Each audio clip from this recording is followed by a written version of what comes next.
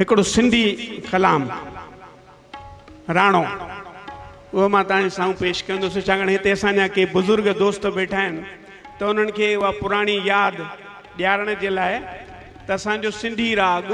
केॾो मिठो आहे ऐं केॾो असर वारो आहे।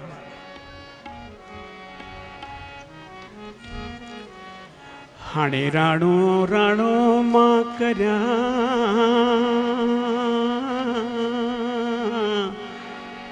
हो मुंहिंजो राणो रात रुसी वियो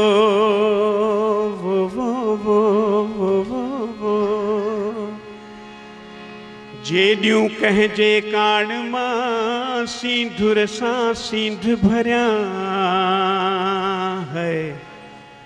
हाणे सिर कुर्बान करियां वो वो वो वो वो वो वो हो जे मागते मोटे मेधरो वो वो वो वो वो वो वो राणा राणा राणा वो वो वो वो वो वो राणा भलो भलो वो है हे राणा। हाणे जेॾियूं मुंहिंजे राणे खे अल्लाह अल्लाह रहम पवे सरतियूं दूर वञो थो ॾींहं लाइ जेॾियूं मुंहिंजे राणे खे अल्लाह अल्लाह रहम पवे सरतियूं दूर वञो थो ॾींहं लाइ दूर वञो थो ॾींहं लाइ काई सोढल खे सम्झाए सम्झाए सम्झाए जेॾियूं मुंहिंजे राणे खे अल्लाह अल्लाह रहम पवे सरतियूं दूर वञो थो ॾींहं लाइ।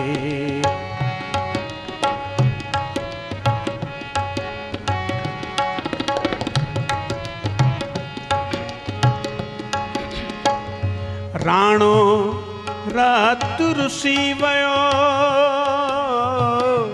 राणो रात रुसी वियो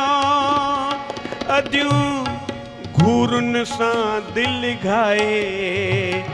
भलो भलो वो वो वो वो घूरुनि सां दिलि घाए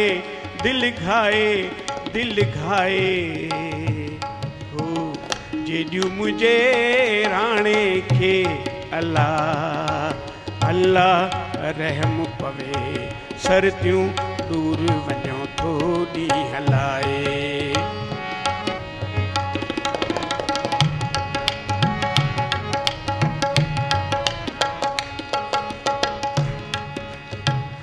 मूंसां मेड़ करे हलो मूंसां मेड़ करे हलो अदियूं पांत गिछीअ गल पाए भलो भलो वो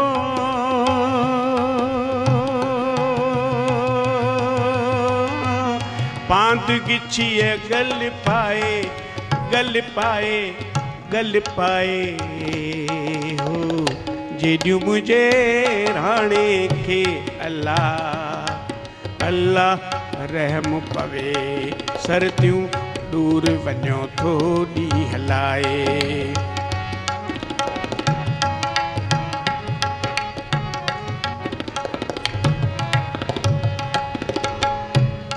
राणे खे चइजो हली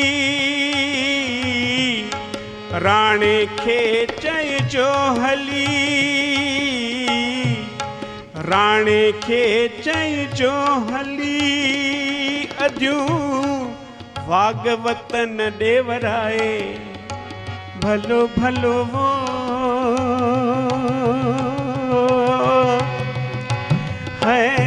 वागे वतन दे वराए हो वराए हो वराए हो जेॾियूं मुझे राणे के अल्लाह अल्लाह रहम पवे सरतियूं दूर वञो थो ॾींहुं हलाए।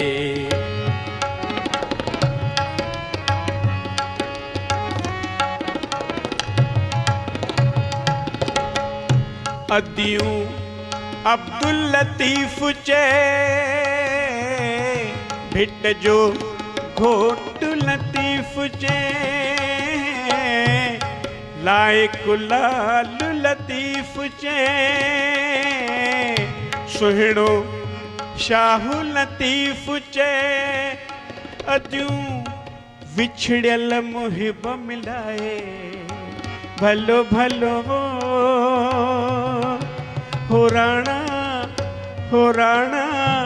राणा राणा राणा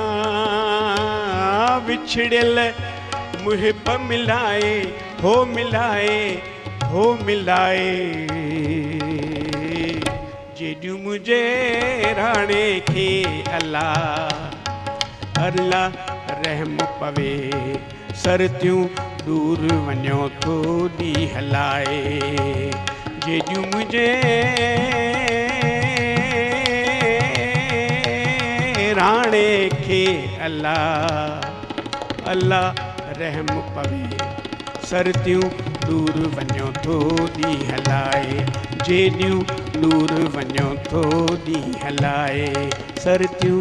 दूर वञो थो ॾींहुं हलाए।